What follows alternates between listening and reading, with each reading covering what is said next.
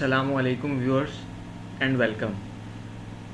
KSE 100 को अगर हम टेक्निकली एनालाइज करें तो 313 point market week on week basis minus close हुई है और 78,488 की क्लोजिंग रेड कैंडल है और स्मॉल अपर शेडो और लॉन्ग लोअर शेडो। ये पिछले 4 वीक से बल्कि 5 वीक से कॉन्टीन्यूसली प्राइस जो है वो एक रेंज के अंदर ही रह रही है और ये उस वक्त भी इन्फॉर्म किया गया था कि अभी कुछ अर्से के लिए प्राइस जो है इंडेक्स जो है वो साइडवेज मूवमेंट में रहना चाह रहा है। डेली बेस पे देखें तो प्राइस इस वक्त 20 EMA के इर्द गिर्द घूम रही है और 78,914 का इंट्राडे में एक टाइम पे हाई लगा, लेकिन क्लोजिंग बेसिस पे 78,488 की क्लोजिंग उस जो राइज थी उसे मार्केट सस्टेन ना कर सकी और 138 पॉइंट प्लस क्लोजिंग आई। अभी फ़िलहाल थोड़ा और साइडवेज मूव में ही लग रही है मार्केट और ये यहाँ पे अब इसने एक हॉरिजेंटल लेवल पे एक चैनल बना दिया है। इसका ब्रेकडाउन होने की सूरत में फिर प्राइस थोड़ी सी नीचे निकलने के चांसेस हो जाएंगे। यहाँ पे अभी करीब तरीन सपोर्ट जो है वो 78,000 है और अपर साइड पे जो है वो 79,200, अब यानी 1000 पॉइंट का एरिया हो गया। तो इसके अंदर जितनी देर तक प्राइस रहती है वो थोड़ा स्लो ही है और फिर इससे डाउन साइड पे पेनिट्रेट होने की सूरत में फिर नीचे 50 EMA जो 77,600 का एरिया है वहाँ पे प्राइस फिर सपोर्ट और फिर एक माइनर सपोर्ट और जो है वो 77,000 के एरिया में। तो इस तरह से फ़िलहाल अभी रेंज बाउंड एक्टिविटी ही है।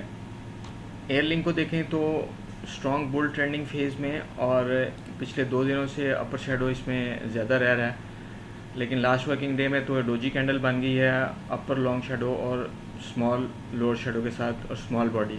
तो ये इनडिसाइसिव कैंडल है और बनी भी है प्रीवियस डे की कैंडल के अंदर ही है, यानी रेंज उसका हाई ब्रेक नहीं हो सका सेकेंड लास्ट वर्किंग डे का।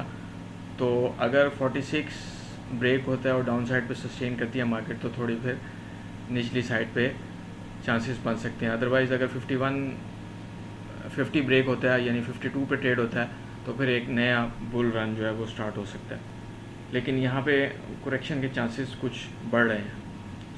AVN रिजल्ट्स के बाद 2 दिन डाउन साइड पे और यहाँ पे चांस पैदा हुआ था बुल का, सपोर्ट एरिया में थी प्राइस, लेकिन जब उसका फेलियर हुआ तो फिर आप देख सकते हैं कि प्राइस 2 दिनों में अच्छी खासी माइनस। और ऐसे ही होता है कि जब भी फेलियर होता है तो बुल का या बियर का फेलियर होगा तो उसके रिवर्स पर जो एंट्री आती है या मूव होती है वो बड़ी जानदार होती है।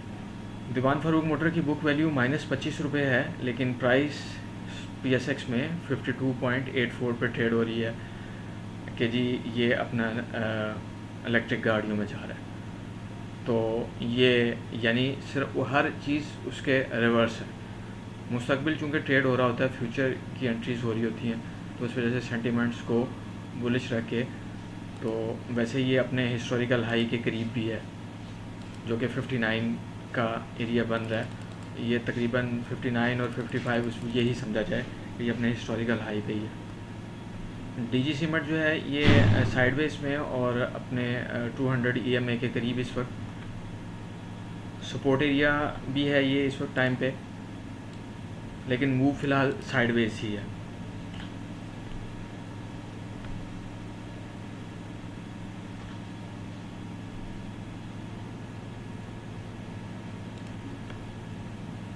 ऑक्टोपस के भी बैड रिजल्ट्स ही आए, लेकिन इसने AVN से बिल्कुल उल्ट परफॉर्म किया।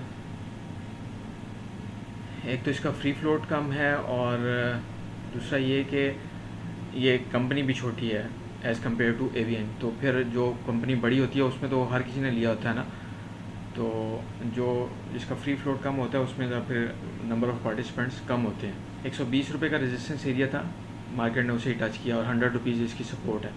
सिमेट्री इस वक्त स्ट्रॉन्ग बुल ट्रेंडिंग फेज़ में और नए हाइज लगाता हुआ। गाल ने अपने हिस्टोरिकल हाई से रेजिस्ट किया 370 रुपये का एरिया, 360 रुपये, और अब ये आगे चल के थोड़ी मूव को स्लो करता हुआ लग रहा है। पाकिस्तान रिफाइनरी साइडवेज मूव में 2 रुपये का डिविडेंड देने के बावजूद, लेकिन टेक्निकली साइडवेज में ही शो हो रहा है। तो व्यूअर्स ये बाय सेल कॉल्स नहीं है, जस्ट इंटरप्रिटेशन है टेक्निकल बेसिस पे। Thank you for watching the video.